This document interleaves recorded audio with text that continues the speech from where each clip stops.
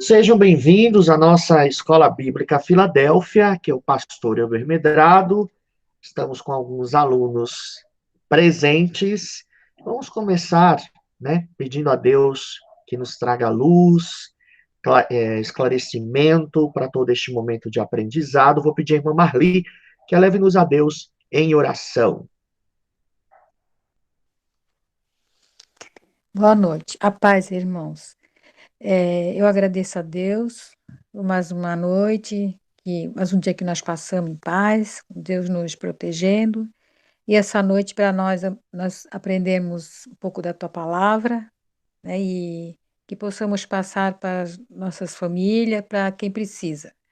Que Deus esteja abençoando o pastor Elbe, todos os irmãos, e que os corações e as mentes estejam abertos. Que Deus nos abençoe nessa hora. Em nome de Jesus, amém. Amém, amém, amém e amém. Meus amados, minha amada e meu amado, só tem vocês dois aqui comigo, mas eu acredito que depois o pessoal também vai assistir, que tudo isso é gravado e repostado ali no YouTube. Hoje nós vamos continuar a lição de número 3. A lição de número 3 fala sobre quem escreveu a Bíblia, né? E vimos na lição anterior, né? Nas lições anteriores, né? Ah, que esse momento de aprendizado vai nos ajudar aí a, de fato, conhecer sobre a inspiração da Bíblia. Perceber que Deus é o único autor, né? Que Deus usou homens, né? Homens de muita fé, para trazer esses escritos até nós. Que vale a pena, sim, estudar a Bíblia, estudar a palavra da verdade, colocá-la em nossa mente. Como diz a Bíblia, né? Inculcar na nossa mente. Vimos um pouquinho a respeito da dificuldade que muitos cristãos têm de conhecer a palavra, né? E que a Escritura ela traz um registro fiel dessa autorrevelação de Deus. Falei também um pouquinho sobre a inspiração da Bíblia, que a Bíblia ainda é inspirada por Deus, e nós somos iluminados, né? Nós somos iluminados para entender o que a Escritura tem a nos oferecer. O presbítero José Cornélio também, né, nos apresentou aí na semana seguinte, semana passada, ele falou a respeito do que Jesus fala a respeito dessa inspiração. Jesus é, de fato, aí também autor da Santa Escritura. E hoje, né, nós vamos encerrar a lição de número 3, e vamos falar sobre o que os homens, o que os teólogos pensam sobre a inspiração. Para a gente começar, temos uma pequena leitura da Bíblia para nós fazermos aí, e vou convidar todos vocês, vou pegar aqui a minha Bíblia, e se vocês puderem, abram também em Marcos capítulo 12, verso 19. Marcos capítulo 12, verso 19. Quem encontrou aí, vai fazer a leitura comigo. Diz-nos assim: Mestre, Moisés nos deixou escrito que se morrer o irmão de alguém e deixar sua mulher sem filhos, seu irmão a tome como esposa e suscite descendência a seu irmão. Marcos capítulo 12, verso 19. Eu quero me deter aí à primeira parte desse texto, que fala que Moisés nos deixou escrito. A partir desse texto, vemos aí um posicionamento, né? Todos nós temos o desejo de tornar clara a maneira como Deus deixou-nos a produção das Escrituras. E aí temos algumas dessas teorias que estão aí na tela para vocês. A primeira teoria delas é a teoria do ditado. Para aqueles que acreditam na teoria do ditado, os defensores dizem que os homens foram apenas como máquinas de escrever. que a mente deles estava ali em transe, né? E Deus tinha ditado, o Senhor foi lá e ditou para eles, literalmente, cada palavra, né? Levando em conta, por exemplo, a formação de cada um desses homens, formações culturais, e escolhidos homens para essa redação. E aí, meus amados, entramos numa bela contradição, né? Porque a Bíblia nos fala que esses homens falaram pelo Espírito Santo, né? Eles foram usados por Deus na ação do Espírito Santo, como eu acabei de ler, né? Moisés escreveu, mas ele escreveu na ação do Espírito Santo, né? Lucas capítulo 1, verso 3, também fala a respeito, né? Filemão, capítulo 8, verso 9, diz: ainda que eu sinta plena liberdade em Cristo, para te ordenar, eu prefiro solicitar. Então, há fatores que contrariam a teoria do ditado, né? Primeiro, o Evangelho de Lucas e Atos, né? Houve pesquisa histórica e narrativa de testemunhas oculares. Para que Atos e Lucas fossem escritos, os olhares das testemunhas foram usados para essa escrita, né? Mateus e Lucas também, eles se apoiam nos escritos de Marcos, quando escreve, por exemplo, a respeito de Jesus. Então, essa teoria, ela entra em contradição justamente porque também o estilo, né, o jeito como é escrito ali a palavra, né, esse estilo literário aponta para uma participação humana. Há um jeito de escrever desses homens, está ali implícito, né? E como, por exemplo, alguns textos da Bíblia têm ah, pensamentos oculares do autor também. Então, o Senhor Deus Todo-Poderoso, ele nos deixa ali, através desse registro histórico, né, com os homens, também os seus posicionamentos, a sua opinião a respeito do que pensavam da fé, a respeito do seu olhar crítico sobre o que estão narrando. Ok? Vamos para a segunda teoria. A segunda teoria, né? Eu deixei ali o texto para vocês depois darem uma olhada, tá vendo? Marcos e Lucas se apoiam nos escritos de Marcos. O estilo e a falta de estilo literário também aponta para a participação humana.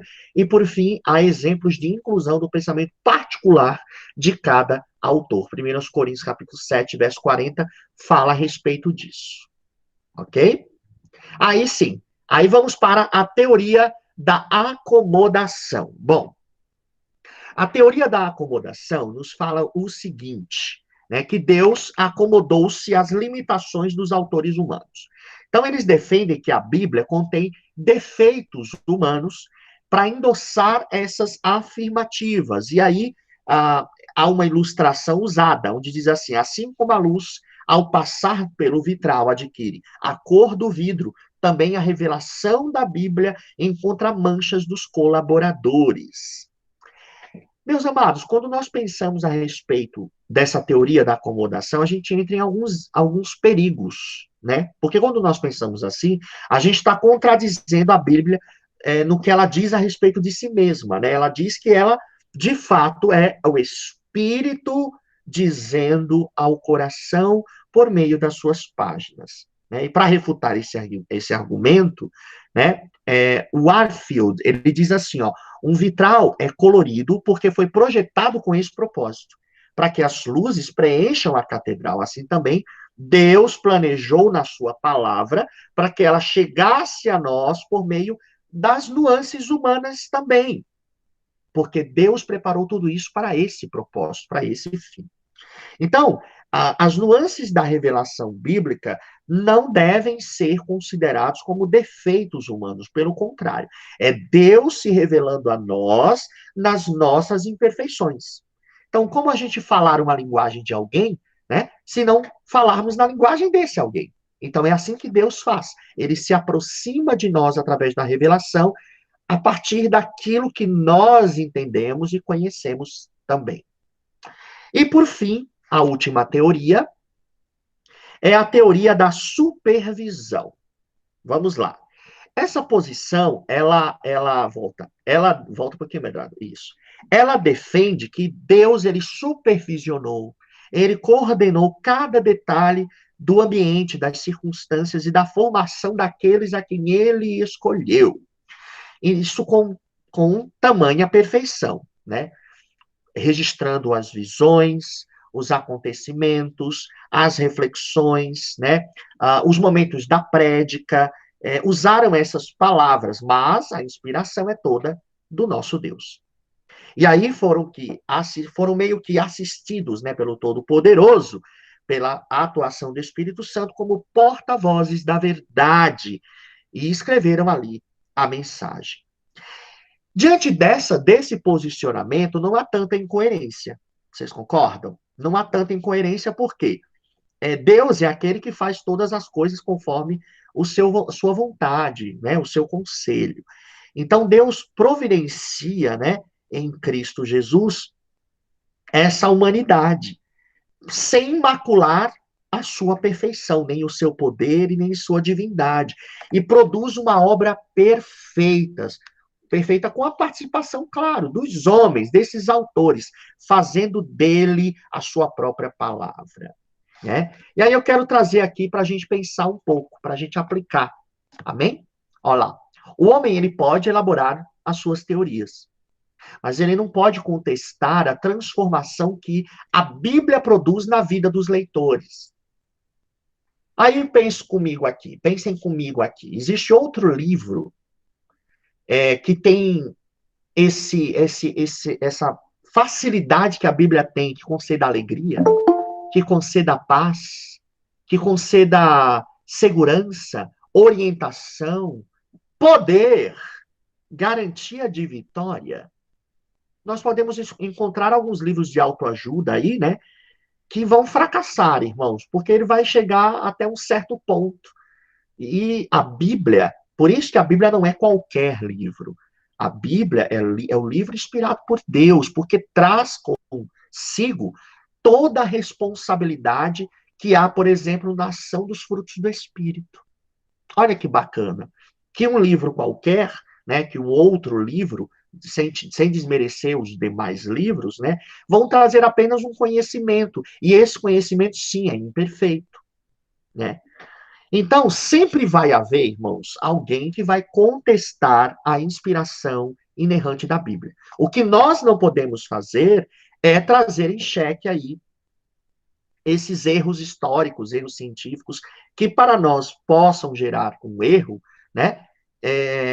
Para trazer aí qualquer tipo de irrelevância da Bíblia. A Bíblia ela é autossuficiente. Ela se corrige, né, no seu próprio pensar. Então a Bíblia não é um manual de ciências, não é um livro de história, né? O objetivo da Bíblia, a Bíblia é de fato um condutor para que nós tenhamos a fé, uma fé cristã na prática e na racionalidade também da nossa vida. A fé, ela vem pela pregação e pregação da palavra de Deus. Então, meus amados, se houvessem erros na Bíblia, em vez de fé, ela ia produzir o quê? Descrença, morte espiritual para muitos leitores. E eu acredito, irmãos, como a Bíblia diz que a fé de muitos esfriaria, né? Ocorrerá por causa da falta de leitura da Bíblia. Bom, por fim, a acusação de que a Bíblia contenha erros científicos não atinge, por exemplo, a doutrina da inspiração, nem a sua inerrância. José orou lá para que o sol e a lua parassem. E a gente sabe que foi a terra que parou. Então, a finalidade do texto não é mostrar astronomia, não é mostrar que existem os astros ali no céu, né? Na verdade, Josué, ele usa essa linguagem da aparência de acordo com o conhecimento que ele tinha científico da época. E que até hoje os cientistas conseguem entender que realmente existe uma lacuna, existe uma falta aí sobre, né, o tempo, sobre a contagem do tempo, existe uma lacuna que provavelmente tenha sido esse tempo aí que a Terra parou. Então, quando nós lemos a palavra de Deus, temos que ler com fé. Não podemos ler como um livro qualquer. Vai servir apenas como um aparato histórico. A Bíblia, ela vai muito além da história, muito além da ciência. Um outro detalhe que a revista também aponta é que se a história da criação entra em conflito com a história natural, é só lembrar, irmãos, que a palavra tem o objetivo religioso, de religar a Deus, o religare. Então, a ordem da criação, a matéria, vida, homens, animais, a gente vê que há uma ordem, sim, e essa ordem é, muitas delas, estudadas pelos cientistas. Muitos cientistas se valem, né, dessa organização, por exemplo, do criacionismo para provar as suas teses. E aí eu quero encerrar aqui esse nosso bate-papo, essa nossa aula, mostrando aí que a Bíblia, ela tem dupla autoria, essa que eu gosto de trabalhar. É o homem como escrivão. Mas toda a ideia, toda a iniciativa, todo o conteúdo, toda a iluminação é do Senhor, é daquele que escolheu e preparou estes homens para o trabalho. Né? Gálatas, capítulo 1, verso 15 ao 20, diz-nos assim, ó, quando, porém, ao que me separou antes de eu nascer e me chamou pela sua graça, acerca do que vos escrevo. Paulo aí advertindo aos Gálatas que foi Deus que o chamou e mostrando aí que foi ele quem o separou para esta obra de escrever a Santa Escritura, a Santa Palavra de Deus. É uma honra, né, poder servir ao Senhor escrevendo as suas palavras na Santa Escritura. Amém? Mostramos aí as Amém. teorias. Mostramos as teorias para vocês. Vou repetir para a gente memorizar isso. Essas teorias, irmãos, são teorias estudadas, tá? Que vocês podem não concordar, podem concordar, mas vale aqui para vocês guardarem o conhecimento, caso um dia vocês queiram aí explicar sobre como que nós, como seres humanos, entendemos a Bíblia. Então, tem aí a teoria do ditado, teoria da acomodação e teoria da supervisão. A que eu mais me identifico é a teoria da supervisão, é que de fato Deus supervisionou tudo e deu ao homem essa liberdade aí para escrever. Amém? Glória a Deus.